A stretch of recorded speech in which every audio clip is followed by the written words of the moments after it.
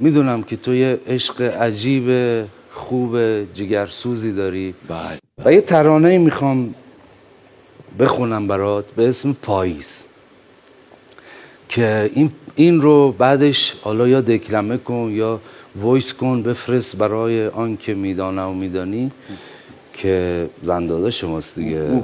عجب آدمی هستی تو. شاید اگه یه فصل دیگه ای بود، شاید اگه برگا صدا نمیداد، صدای قلبمو نمیشنیدی، عشق به ما اینجوری پا نمیداد.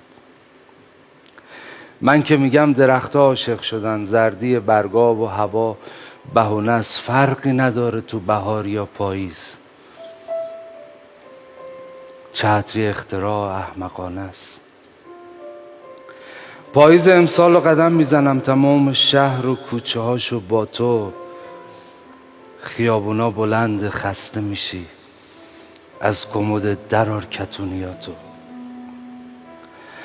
قرار باز بخندی کورم کنه برق سفید خنده مرمرید، قرار باز دوباره بعد بارون عینکمو پاک کنی با روسرید. یکی باید باشه شبا نذاره قصه و تنهایی مزاحمت شه، یکی باید باشه برات بیاره مسکنات و اگه لازمت شه، یکی باید باشه که قبل خوابت موهای نسکافه‌ای تو بو کنه، بلد باشه دست بکشه رو پلکات، بلد باشه خوابتو جادو کنه.